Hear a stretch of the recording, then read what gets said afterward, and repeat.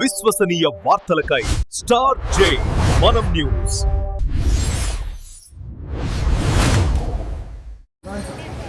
నమస్కారం, స్టార్ జే మనం న్యూస్కి స్వాగతం. నేను జగదీష్. చరిత్రకు సాక్ష్యాలుగా నిలిచే కట్టడాలు మన శ్రీ సత్యసాయి జిల్లాలో ఎన్నో ఉన్నాయి. అందులో పెనుకొండకున్న ప్రాముఖ్యత ప్రత్యేకం. విజయనగర రాజుల వైభవాన్ని చాటి చెప్పే కట్టడాలే కాదు, అద్భుతమైన జైన ఆలయాలు కూడా ఇక్కడ ఉన్నాయి. ఇందులో అత్యంత విశిష్టమైనది శ్రీ పచ్చే పార్శ్వనాథ స్వామి దేవాలయం. పచ్చని రాతి విగ్రహం, 700 ఏళ్ల చరిత్ర ఈ ఆలయం సొంతం. ఆ విశేషాలేంటో ఇప్పుడు చూద్దాం.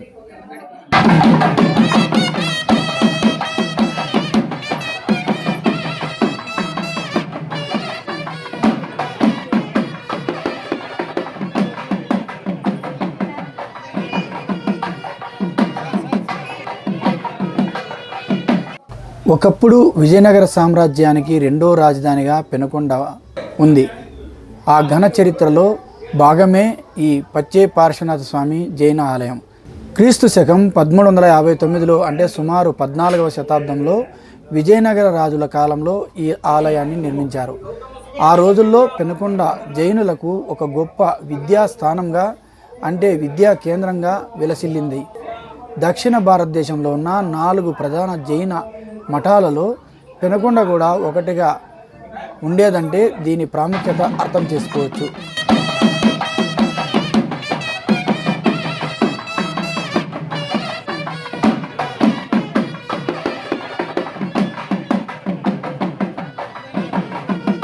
ఇక ఈ ఆలయ ప్రధాన ఆకర్షణ గర్భగుడిలో ఉన్న మూల విరాట్టు. సాధారణంగా విగ్రహాలు నల్లరాతిలో ఉంటాయి, కానీ ఇక్కడ జైన మత 23వ తీర్థంకరుడైన పార్శ్వనాథుని విగ్రహం అరుదైన పచ్చని రంగు రాతితో చెక్కబడి ఉంటుంది. అందుకే ఈ ఆలయానికి పచ్చ పార్శ్వనాథ ఆలయం అని పేరు స్థిరపడింది. స్వామివారి శిరస్సుపై 7 పడగల నాగేంద్రుడు రక్షణగా ఉంటాడు. ఈ శిల్పకళా నైపుణ్యం చూస్తే ఎవరైనా మంత్రముగ్ధులు కావాల్సిందే. ఆలయ గోడలపై ఉన్న తీర్థంకరుల రూపాలు, దేవతామూర్తుల శిల్పాలు విజయనగర వాస్తు శైలికి అద్దం పడతాయి. ప్రవేశ ద్వారం వద్ద ఉన్న ఎత్తైన మానస్తంభం ప్రత్యేక ఆకర్షణగా ఉంటుంది. అంతేకాదు, ఈ ఆలయం పక్కనే అజితనాథ ఆలయం అనే మరో పురాతన జైన దేవాలయం కూడా ఉంది. చరిత్ర పట్ల, శిల్పకళల పట్ల ఆసక్తి ఉన్నవారికి పెనుకొండలోని ఈ ఆలయం ఒక అద్భుతమైన పర్యాటక కేంద్రంగా విరాజిల్లుతుంది.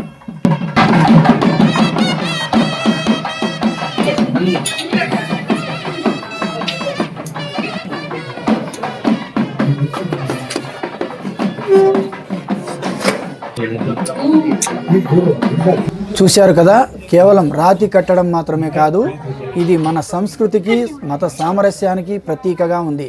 పచ్చని రాతితో పరమాత్ముడిని చూసుకున్న నాటి శిల్పుల ఘనతను ఈ ఆలయం చాటి చెబుతోంది.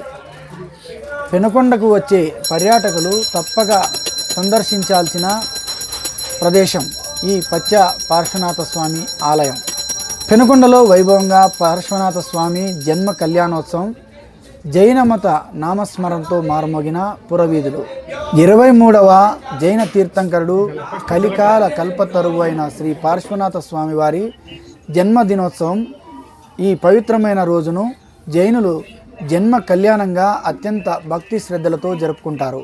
పెనుకొండలోని చారిత్రాత్మక శ్రీ పచ్చ పార్శ్వనాథ స్వామి ఆలయంలో స్వామివారికి 108 కలశాలతో మహా మస్తకాభిషేకం నిర్వహించారు. అనంతరం జరిగిన రథయాత్రలో భక్తులు పెద్ద ఎత్తున పాల్గొన్నారు. అహింస, శాంతి మార్గాన్ని బోధించిన పార్శ్వనాథుని కృప అందరిపై ఉండాలని భక్తులు ప్రార్థించారు.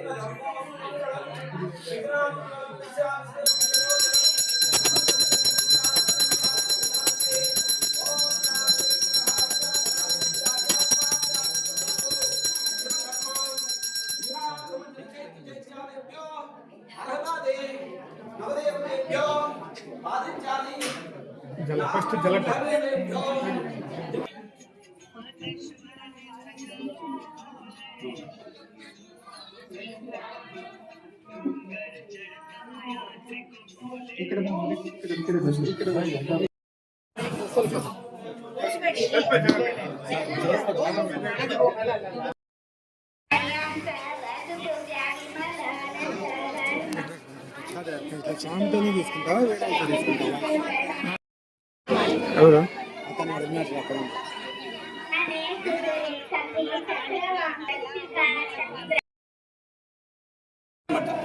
శాసనం ఉంది. తర్వాత 2000లో రతన్ ముని అని ఒక స్వామి శ్వేతంబర ముని వచ్చిండ్రు.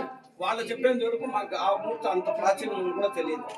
వాళ్ళు చెప్పిన తర్వాత తెలిసాం ఇది ఎంత విలువైంది.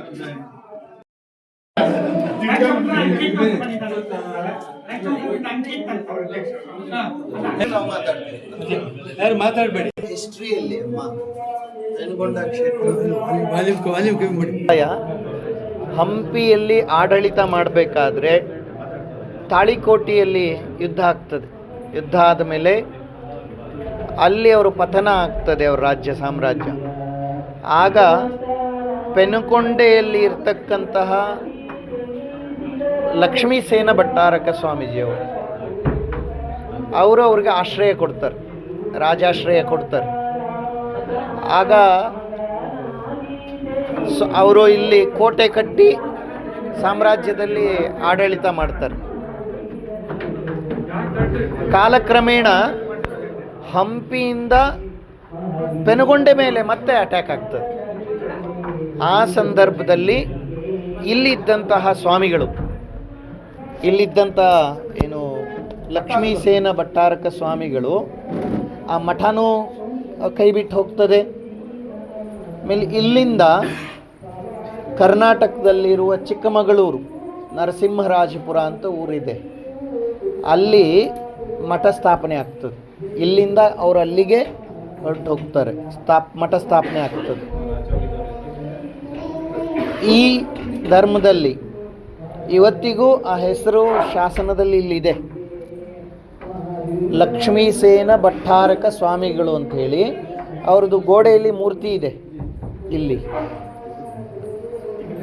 ಅದೇ ಹೆಸರನ್ನು ಇವತ್ತಿಗೂ ಸ್ವಾಮಿಗಳಿಗಿಡ್ತಾರೆ. ವ್ಯಕ್ತಿ ಚೇಂಜ್ ಆಗ್ತಾರೆ, ಹೆಸರು ಚೇಂಜ್ ಆಗೋದಿಲ್ಲ. ಈಗ ನಾವು ಲಕ್ಷ್ಮೀಸೇನ ಭಟ್ಟಾರಕರು, ఇదే ಹೆಸರು. 4 ప్రధానమైన ప్రాచీనమైన మఠాల్లో పెనుగొండ ఒకటి. ఇవి ఢిల్లీ, కొల్లాపూర్, జినకంచి, పెనుగొండ. అంటే 400 సంవత్సరాలకు పూర్వము ఇక్కడ 365 దేవస్థానాల పైకి 9 మన జైన బస్తీలు నిండాయి. దాంట్లో ఇప్పుడు నిలిచిండేటివి 2. ఒకటి పార్శ్వనాథ స్వామి గుడి, ఇంకోటి వచ్చి అజితనాథ స్వామి గుడి, మా 2వ తీర్థంకరుడు. ఈయన 23వ తీర్థంకరుడు, పార్శ్వ తీర్థంకరుడు. ఈయన అయిన తర్వాత వర్ధమాన్ మహావీరుడు, అంటే పార్శ్వ తీర్థంకరుడు మోక్షమైన 500 సంవత్సరాలకి వర్ధమాన్ మహావీరుడు పుట్టి ధర్మ ప్రచారం చేసిపోతారు. తర్వాత ఈ దేవస్థానానికి సంబంధించినంత వరకు దేవస్థానం వచ్చి 650 సంవత్సరాల వయసు ఉండేది. తర్వాత పూర్వాభిముఖంగా ఉండే పార్శ్వ తీర్థంకరుడు ప్రతిష్ఠ అయ్యి 650 సంవత్సరాలు అయింది. తర్వాత ఇప్పుడు మనకు కనపడతా ఉంటే పచ్చే పార్శ్వనాథ స్వామి, ఈయన హంపి దగ్గర కొప్పల్ ఒక ఊరు, అక్కడి నుండి ఇక్కడికి స్థలాంతరం అవుతుంది. అప్పుడు 16వ శతాబ్దంలో, అంటే 400 సంవత్సరాల క్రితం. దానికి ముందు 11వ శతాబ్దం నుండి 16 వరకు ఇది కొప్పలలో ఉండిండే విగ్రహము. ఈ స్వామి వచ్చి చాలా అపురూపమైన విగ్రహము. ఈయన మాతృగర్భంలో ఈ వర్ణంలో పుట్టిండంట, అంటే హరిత వర్ణం అంటాము. మనకి గర్భగుడిలో అక్కడ పూర్వముఖంగా ఉండే స్వామి కృష్ణశిల, అంటే బ్లాక్ గ్రానైట్. ఇది వచ్చి గ్రీన్ గ్రానైట్.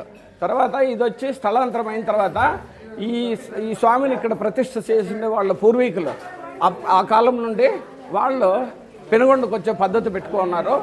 అంతకుముందు వాళ్ళంతా తిరుపతికి వెంకటరమణ స్వామికి పోతా ఉంటారంట. ఈ స్వామిని ప్రతిష్ఠ చేసిన తర్వాత ఇక్కడికి వచ్చే పద్ధతి పెట్టుకున్నారు. తర్వాత విశేషంగా మన ఊర్లో జైన మతస్థులు లేకపోయినా ఈ స్వామి ప్రతిష్ఠతో ప్రభావం వచ్చి దేవస్థానం నడుస్తూ ఉంది. తర్వాత ఈరోజు పార్శ్వతీర్థంకరుడు పుట్టిండే రోజు అనమాట, జన్మ కళ్యాణం అని. ఈ తీర్థంకరులకు మాత్రము ఈ 5 పంచకళ్యాణాల్లోనే ఒక విశేషమైన కార్యక్రమాలు జరుగుతాయి. దానిలో గర్భావతరణము, జన్మాభిషేకము, పరినిష్క్రమణము, కేవల జ్ఞానము, మోక్ష కళ్యాణము ఇవి వచ్చి వివిధ తిథుల్లో జరుగుతుందన్నమాట. అది ఈరోజు తిథికి మాఘశుద్ధ షష్ఠి అనమాట. ఈరోజు పార్శ్వతీర్థంకరుడు పుట్టిండే రోజు, అందుకని ఇక్కడ విశేష పూజ ఉంది. దాని జతకి వార్షిక పూజ మేము చేస్తూ ఉన్నాం. వార్షిక